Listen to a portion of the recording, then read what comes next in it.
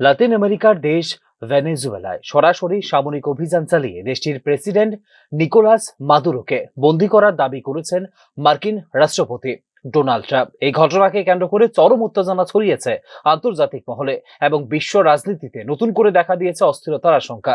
Social মিডিয়ায় দেওয়া এক পোস্টে ভেনেজুয়েলার প্রেসিডেন্ট নিকোলাস মাদুরো এবং তাঁর স্ত্রী সিলিয়া ফ্লোরেস বর্তমানে আমেরিকান সেনাদের হেফাজতে রয়েছে বলে দাবি করেছেন মার্কিন প্রেসিডেন্ট ডোনাল্ড ট্রাম্প। ট্রাম্পের বক্তব্য অনুযায়ী তাদের ভেনেজুয়েলা থেকে সরিয়ে নেওয়া হয়েছে নিরাপদ স্থানে। শনিবার ভারতীয় সময় সকাল 11:30 নাগাদ ভেনেজুয়েলার 4টি গুরুত্বপূর্ণ শহরে একযোগে সামরিক হামলা চালায় মার্কিন বাহিনী।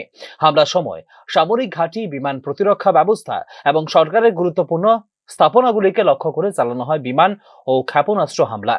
রাজধানী কারাকাস সহ একাধিক এলাকায় বিস্ফোরণের শব্দ শোনা যায় এবং বেশ কিছু অঞ্চলে বিচ্ছিন্ন হয়ে পড়ে বিদ্যুৎ।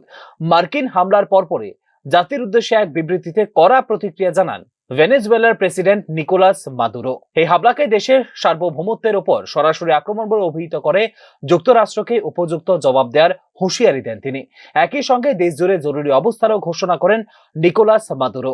তবে মাদুরোর ওই বক্তব্যের প্রায় 1 ঘন্টা পরে তার গ্রেপ্তারের দাবি করেন প্রেসিডেন্ট ট্রাম্প, যা আরো জটিল করে তোলে পরিস্থিতিকে।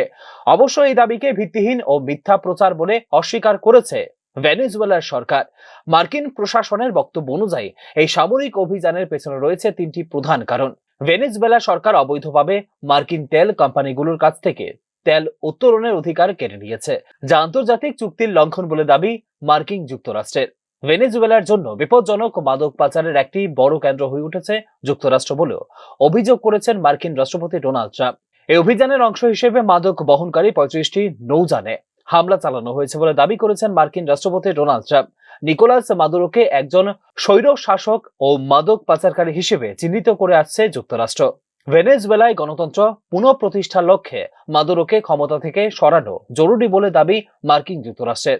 এই হামলা ও গ্রেপ্তারের দাবিকে ঘিরে ইতিমধ্যে তীব্র প্রতিক্রিয়া শুরু হয়েছে আন্তর্জাতিক স্তরে। ভেনেজুয়েলার সার্বভৌমত্ব লঙ্ঘনের অভিযোগ তুলেছে একাধিক দেশ, যেখানে আবার কিছু দেশ সমর্থন জানিয়েছে যুক্তরাষ্ট্রের এই অবস্থানকে। পরিস্থিতির উপর নজর রাখছে জাতিসংঘ সহ বিভিন্ন আন্তর্জাতিক সংস্থা। Bureau report, news now.